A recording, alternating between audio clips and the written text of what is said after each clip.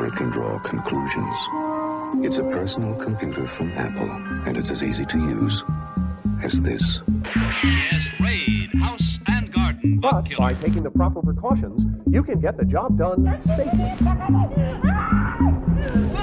You okay to drive? Yeah, I'm fine.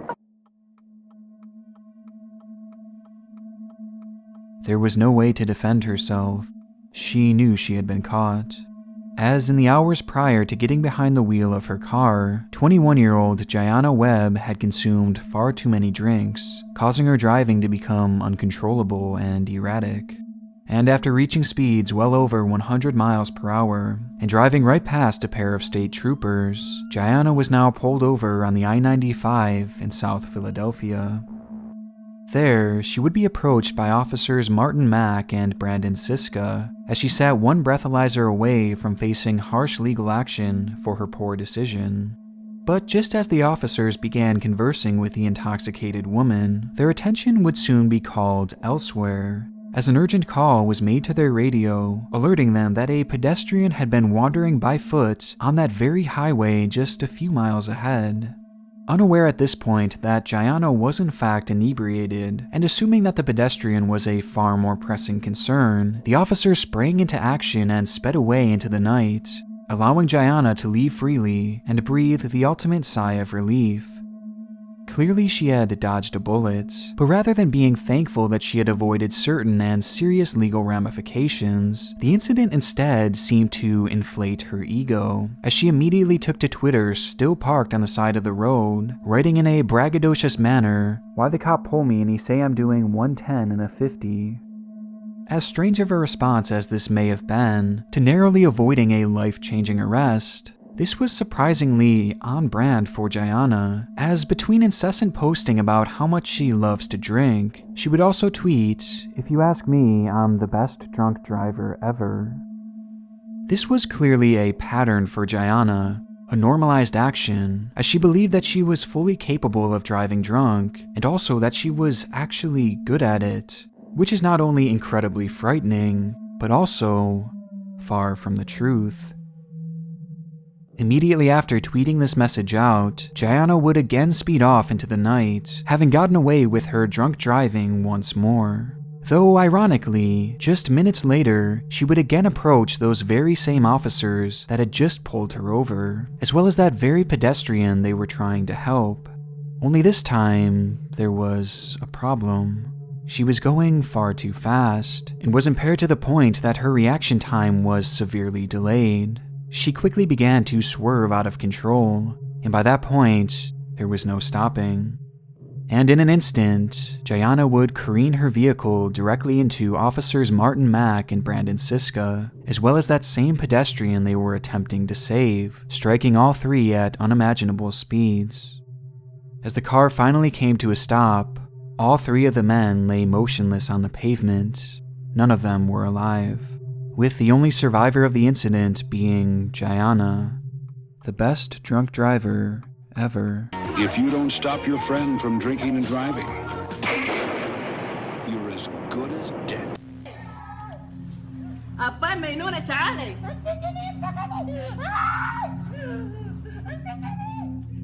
March 30th, 2017. A disturbing video begins circulating across Twitter, showing a woman hanging out of a window, clinging on for dear life with one hand. Below her was 7 stories of nothing, leading to concrete ground and metal. Certain death for anyone unfortunate enough to fall from that height.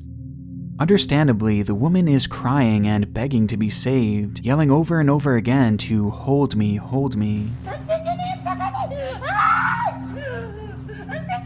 But what makes this story especially disturbing is the commentary in the background heard in response to these pleas.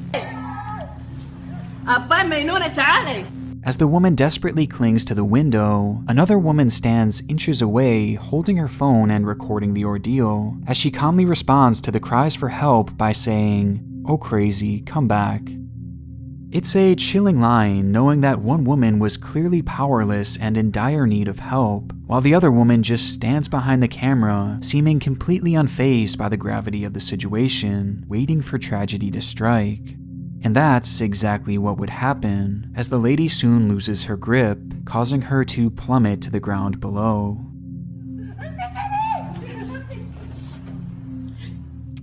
Moments later, the camera shows the woman as she lays there deathly still, 7 stories below. It was an extremely shocking video, and one that immediately raised questions as to what exactly had led to this scenario, with millions viewing the video and sharing it across Twitter in a desperate search for answers, as the clip offered nothing else in the way of context. Initially, it was believed and even reported that the woman had done this as a way of taking her own life, and the woman behind the camera seemingly didn't believe that she would go through with it, perhaps just not understanding that by that point, there was literally nothing the hanging woman could have done to pull herself back up. And due to this being the most prominent initial theory, many would walk away from this video believing that it was sadly yet another tragic suicide. However, there was something that still didn't sit right about this clip, as the cold, callous way that the woman off-screen had spoken to this struggling woman just comes across as so off-putting, leading some to believe that there had to be more to this story, a notion that would turn out to be correct. Upon the release of a series of local articles from Kuwait, it would be revealed that this hanging woman's name was actually Adish Sadiq, and what we are witnessing in this video actually isn't an attempted suicide, but rather an attempted murder. At the time, Adish had moved from her home in Ethiopia to quote-unquote work as a maid in Kuwait, and I say this because it would later be revealed that Adish had essentially been a slave to her employer. She had only been working for this particular boss for 3 days, but during this time she had been held captive and was forbidden from leaving the building, making Adish essentially a prisoner or a slave, which sadly is all too common of an occurrence in the area due to something called the kafala system, which is way too complicated to fully dive into here, but on this particular day, Adish finally had enough, and she approached her boss telling her that she was quitting while demanding to be released. Though it wasn't quite that simple, and her boss did not take kindly to this request. In response, Adish would be grabbed and thrown inside of the bathroom of what appears to be some sort of apartment complex, with the room being located near the very top of the building. Once inside, her boss, a woman who to my knowledge has not been publicly named, would lock the door and begin shouting at Adish and proclaiming that she was going to kill her and that no one would ever find out or even care for that matter, which was most certainly true given the unbalanced power dynamic in the area between employers and foreign workers. And knowing that the woman was in fact serious with her threats, and that if she were killed in that bathroom, no one would have known, Adish made the split-second decision to try and escape out the window, despite knowing that she would most likely not survive the fall. But at least this way, as slim as it may seem, she had a chance. Going out that window was purely an act of desperation, but to Adish it was the only way, and so she clambered out the window and prepared to plummet to the ground below. But not before her boss pulled out her cell phone to record the woman's final moments, while openly mocking her as she fell to the ground below. This explains the lack of assistance that the camera woman offered, and why she seemed to have such a smug attitude towards the helpless woman, because she didn't care if Adish died. Her life was meaningless to her if she wasn't her slave. And to make this employer's behavior even more jarring, she would immediately upload the video to her very own Snapchat, where it would then be re-recorded and shared across the web. And when questioned about what exactly had happened inside that bathroom, it was this employer that began the lie that Adish was merely trying to take her own life. She had formulated this entire rumor to essentially absolve herself from any responsibility, and it's almost certain that she would have gotten away with this too, had it not been for the fact that Adish survived. Upon falling to the ground below, Adish's fall would be broken by a metal awning, which more than likely saved her life, as miraculously she was able to physically walk away from the scene with merely a broken arm and a few other non-life-threatening injuries. She'd even go on to give an interview inside the hospital just a few days later, where she would reveal the truth behind this shocking video, with this testimony leading to the arrest of her employer, who would ultimately receive just a few months of jail time. But still, it's crazy to me just how differently this story could have ended, and probably should have ended. As imagine if this video had never been recorded, and imagine if Adish hadn't survived that fall. I mean, the truth would have literally never been known, which is such a scary and utterly depressing thought. Though thankfully, the story did have a happy ending, a phenomenon that is sadly all too rare when exploring the dark corners of the internet.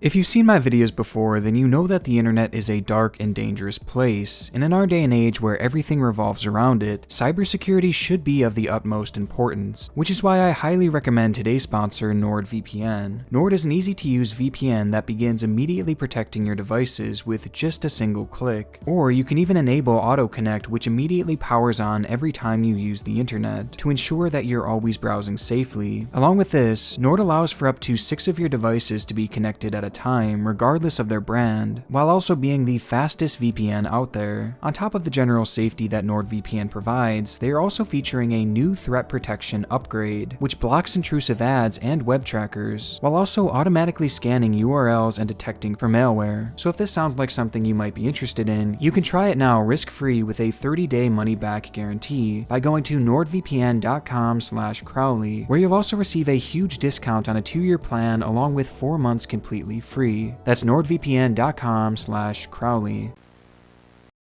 If we miss a step in the rigging process, things could go seriously wrong. The first step to preventing accidents is preparation. Let's begin by taking a close look at... In recent years, the popularity of live streaming has seemingly reached an all-time high, as it allows the audience to interact with their favorite creators in a uniquely intimate way. But with any content like this, there always lies a dark side, as unpredictable events can interrupt the live stream at any moment.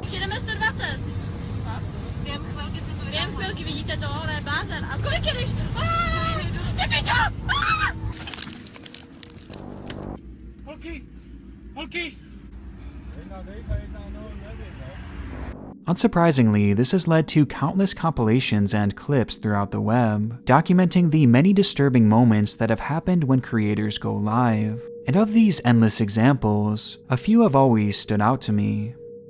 In the year 2021, a 23-year-old named Chao Qimi had been building a following on the social media site Douyin, the Chinese version of what many of us know today as TikTok, which will actually be featured in the remainder of today's cases. She would post numerous videos and live streams, helping build her follower count to over 100,000 people. It was a more than respectable number, and though she wasn't the most famous person on the platform by any means, many believed that she was well on her way to internet stardom.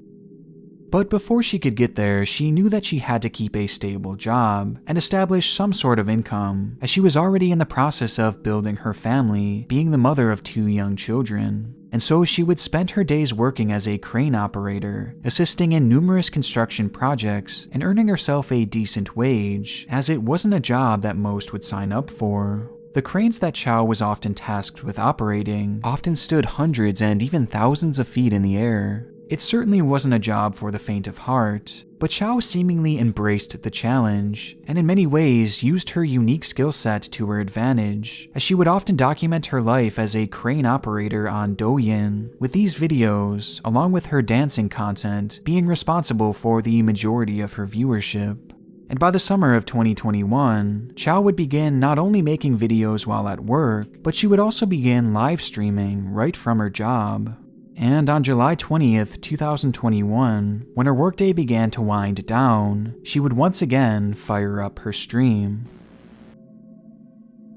The full version of this stream doesn't appear to be available anywhere online today, and rather, we only have a roughly 2-minute clip from that day, with the video starting in silence, as Chao had been singing along to copyrighted music, while inside the small cab of her massive crane, sitting 160 feet in the air.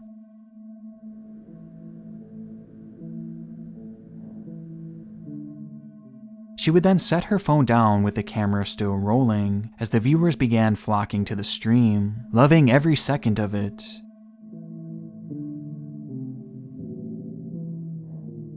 Or at least they were, until the footage cut to this.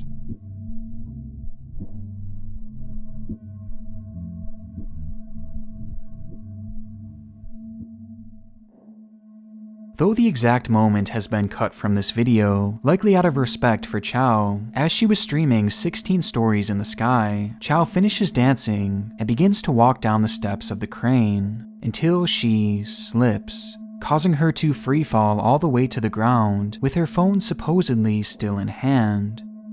On her way down, she seems to strike metal bar after metal bar from the crane until she finally hit the ground below, killing her instantly with her phone still recording. I just can't even imagine being one of the viewers in that live stream and watching that very moment that she begins to fall. And ultimately, I think it's a good thing that the actual footage of her slipping has essentially been wiped from the internet, as even with the missing frames, this is truly one of the most disturbing live stream accidents that I have ever seen. An accident that showcased the brutal end of a rising star taken too soon. And throughout the history of the Douyin platform, she's far from the only one. See? It's not so hard after all. Once you get the hang of it, it can be easy to rig a load safely. Raid hunts bugs down like radar, attacks roaches and ants as they crawl, and kills them dead.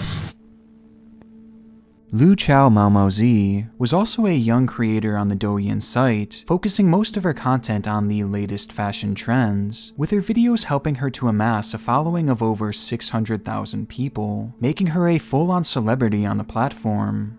It's a type of virality that so many people in our world desire. But this also comes with a downside. With so many eyes on you, the criticism and hatred lobbied your way on a daily basis is often overwhelming, and for many it can be too much to bear. And for Lu, this fame ultimately came at the cost of her own mental sanity. Even before her rise to prominence, Lu had long since struggled with severe depression, and now, given the rise of what her family described as constant online harassment, this depression would only worsen by the day. By August of 2021, things had gotten so bad for Lu that her family began to fear that she may try and harm herself, and decided to place her in a psychiatric hospital with the hopes that there, she would be safe and hopefully overcome her personal demons. And for a while, that's exactly what she would do, as she supposedly began making serious strides in her mental health.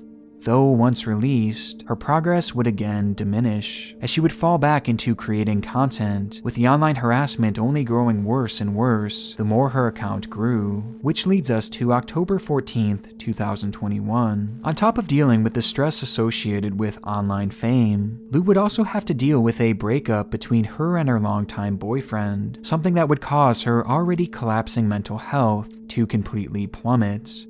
And so that day, she would take to Douyin and post a cryptic video stating that this may be the last time she ever interacts with her audience, with the clip being titled, "This is probably the last video, thank you for following along." 大家好，我是小猫，也许可能是我最后一条给大家发送视频了。想知道原因的话，那就来小号看我直播吧。谢谢你们陪我这么久，谢谢。 It is an incredibly worrisome video, as given her complex history with depression, viewers grew worried that she was alluding to taking her own life, with some questioning what she had in store for this supposed livestream, or if it would even happen at all. But sure enough, as promised, that same night Lu would go live and reveal her plan. As the stream starts, Lu is sitting in front of a camera, echoing the sentiment of her previous video, and expressing how truly sad she was, before she shifted the conversation to ending her life.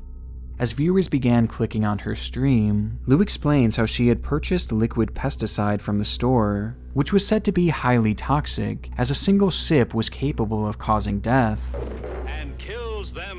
And not only did she buy this, but she also explained how she planned to drink it right there on stream, before asking her viewers what they thought. By this point, her stream had already amassed over 1,200 viewers, many of whom being supposed fans of the young woman, who clearly was in desperate need of help. But rather than helping talk her out of this, the live chat instead began to turn on her. Looking at still images pulled from the stream, the majority of her comments read things like, "Drink, drink, drink," or "Drink if you want to." And even more nefariously, other users would write, "Drink up, fatty," and "Prove that you have depression in front of this many people. Drink the pesticide." It's unclear what Lu's true intentions were when starting this stream, but many believe that this was simply done as a call for help, with one of her own friends even stating that this was only done as a way of attracting her ex-boyfriend's attention, and that she never actually intended on taking her own life. But seeing the way that her chat had turned on her, and hearing the demands that she drink the pesticide, only fueled her spiraling mental health. And so, in an instant, Lu grabbed the bottle and began to chug. Following this, Lu puts the jug down and makes a remark stating, "That was hard to drink," before the poison seemingly begins to take effect. The stream then ends as Lu clutches her throat and stops the video.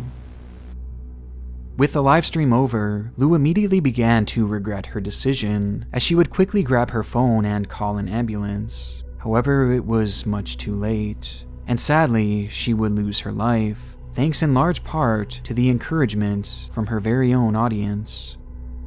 It's a horrible story, but somehow it actually gets darker from here, as it actually has one of the most shocking twists that I have personally ever seen in a case before. Following her passing, Lu's body would be quickly cremated with a funeral planned shortly after, so her loved ones could pay their respects, though something strange happened before the ceremony could commence, as the ashes of Lu would disappear. Apparently, the crematorium had refused to turn over Lu's ashes to her family, claiming that somehow they had gotten lost, though in actuality, an investigation would reveal that these remains had actually been stolen, and stolen by none other than the employees responsible for her cremation.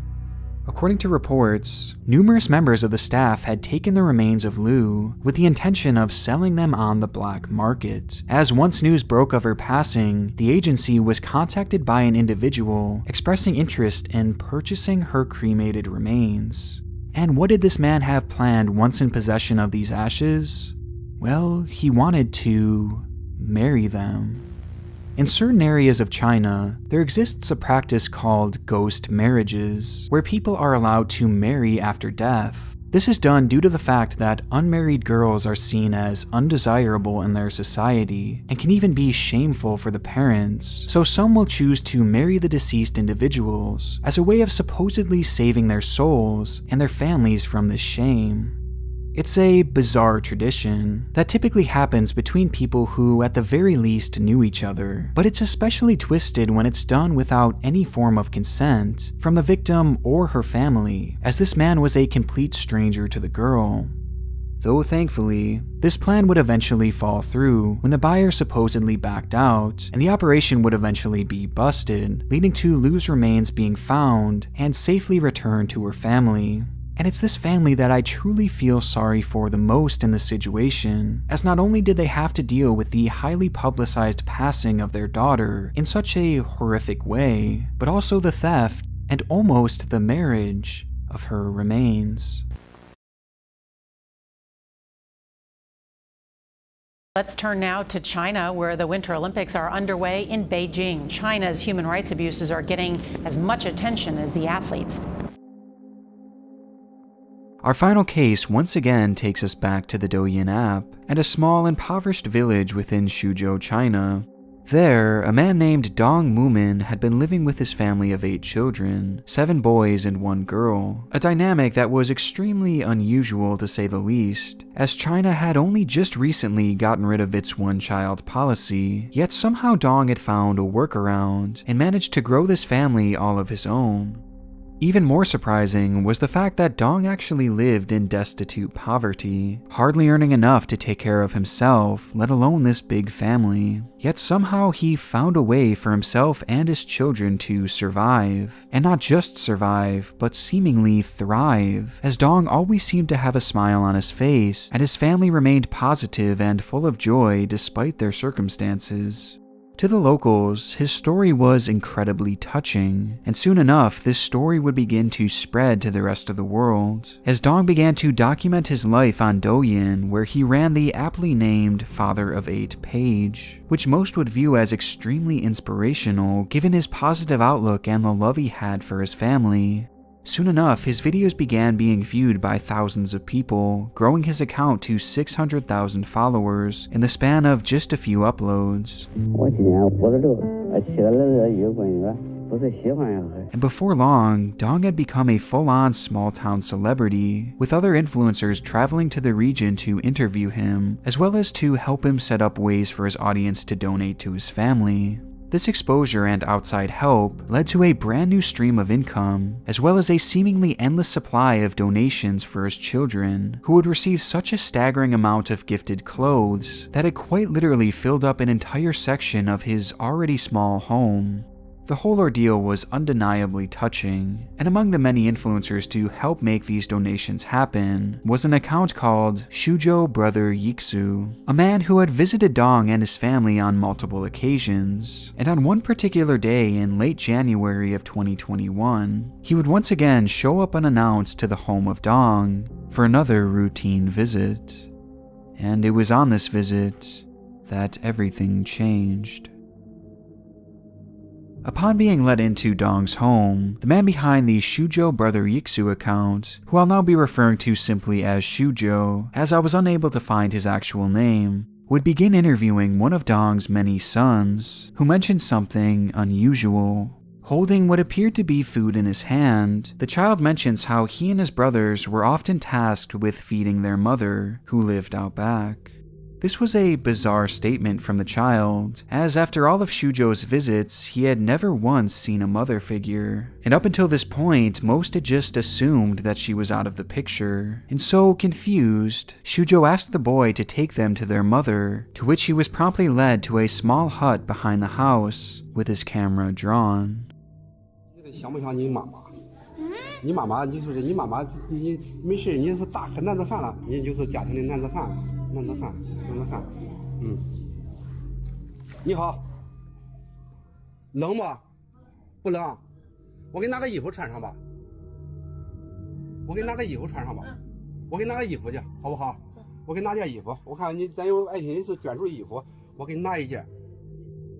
Inside the dilapidated hut, Shujo would find a disheveled woman with a chain around her neck, attached to the wall and sealed by a padlock.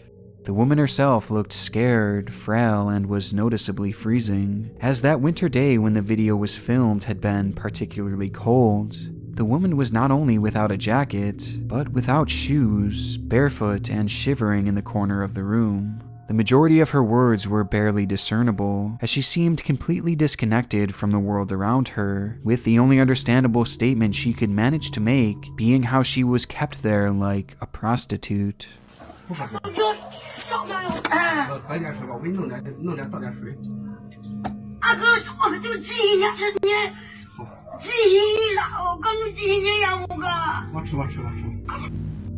In all the videos posted by and about Dong, this was the first time his wife and the mother of his children was shown on camera. Immediately, the clip would spread across China, prompting concern for the chained woman, as given the optics alone, many feared that she may be a victim of human trafficking, and that Dong, this supposedly wholesome figure on the Douyin app, may have actually been using her for the sole purpose of bearing children. In response to the allegations, Dong came forward and admitted that the woman, whose surname was Yang, was in fact his wife, but that she suffered from debilitating mental health issues, and due to this, he claimed that Yang would often lose control and attempt to hurt those around her, including her children, and so for their safety, she was kept chained up in a hut outside of the house. And this was a sentiment echoed by officials in the area, as a statement would quickly be made by law enforcement stating, "Her family has been given further assistance to ensure they have a warm Lunar New Year." Despite this quick response, however, the public largely doubted the story that Dong and the authorities had been telling, as regardless of its validity, the way this woman was being kept is clearly just inhumane, and things would only get more suspicious from here as people attempted to dig deeper. For starters, many would visit the region to try and assist Yang and hopefully save her from this neglect, only to discover that Chinese authorities had actually closed off the entire town in which Dong's family had lived, making access to them impossible. Along with this, journalists who had written about the incident were also supposedly arrested, along with the actual owner of the Shuzhou Brother Iksu account, and 2 other influencers who had attempted to help Yang. It seemed clear that China was attempting to fully censor this whole ordeal, and for good reason too, as this video was released just days before the start of the already controversial Winter Olympic Games, which just so happened to be taking place in China. But as hard as they tried to suppress this, the story of the chained woman had already spread far across the world, even on one day being mentioned across social media more so than the actual Olympics themselves. And in the face of intense international scrutiny, the truth would finally be revealed. In actuality, this lady's name isn't even Yang, and instead it was Chao Humami, and sadly, she had in fact been the victim of human trafficking. In 1996, when Chao was just 20 years old, she was taken to a mental health clinic where somehow she would end up being sold into a trafficking ring. From there, she was bought and sold on 3 separate occasions, with one of her buyers being Dong's father. Once purchased, Dong would marry the woman and essentially use her as a means of birthing children. And it was within that backyard hut that Dong would often leave this starved and freezing woman, chained up like an animal, with no chance to leave, and only using her when it would come time to have another child. And as for her violent outbursts, well, that too was a fabrication by Dong, as it would later be revealed that she was actually suffering from a seizure disorder, and each time she would have one, Dong would punish her by chaining her up, not because she was dangerous or anything like that, but because she was an inconvenience. The whole situation is unbelievably horrible, and truthfully, I can't even imagine the horrors that this poor woman has endured. And without this massive public pressure, it's likely she would have lived the rest of her life as a captive woman. Though thankfully, this doesn't appear to be the case, as it's believed that she has now finally been rescued and is being given the proper care that she deserved all along, while Dong and multiple others involved in her trafficking have since been arrested, leading to an extremely shocking and heinous end to a man once considered one of Douyin's most wholesome creators. Though there's one last element to this story, an element that totally takes away from this somewhat positive ending, with that being that Chao wasn't the only captive woman in that village. Earlier I had mentioned that the Shuzhou Brother Iksu account had been banned with its owner having been arrested, and though this was primarily due to the expose on Dong, he would also release another video directly before his ban that showed that Chao wasn't alone. In that very same small village just a few houses down, Shuzhou would discover this.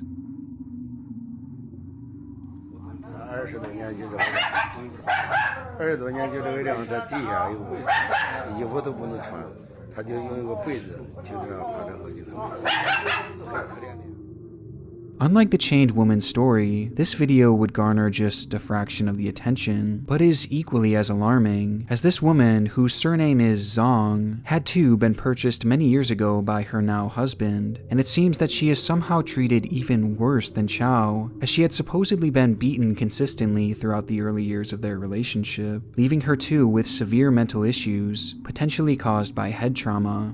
And to make things even worse, she has lived like this on the floor of that hut on her knees, unable to walk or stand, for 20 years, just left there to essentially waste away, unable to even move enough to make it to the bed that sits so tantalizingly close.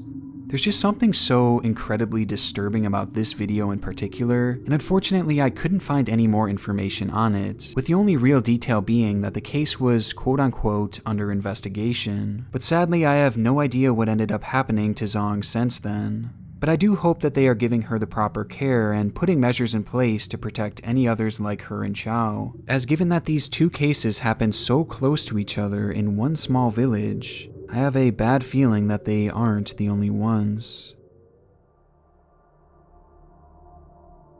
I want to give a huge shout out to my God tier patron members: Alexander Duran, America's Grumpy Uncle, Bazoo42, Biznacker, Bray, Karen S, Charles Roble, Daniel Binge, Donovan Aaron, Emmanuel Cadena, G, Game Gamer, Jake Parsons, JB Funk, J Money, John Stewart Mueller, Catherine Ross, Lacey, Larry Mattingly, Mark PH, Max, Mycrafty Ways, Nathan Backus, Phoenix Morgan, Sam Lutfi, Seralis, Scar77, Skelly, Sub to Micro O, Unblended Korchnoi, William Berg, Zinsu Zensai, and Trucky Doggo.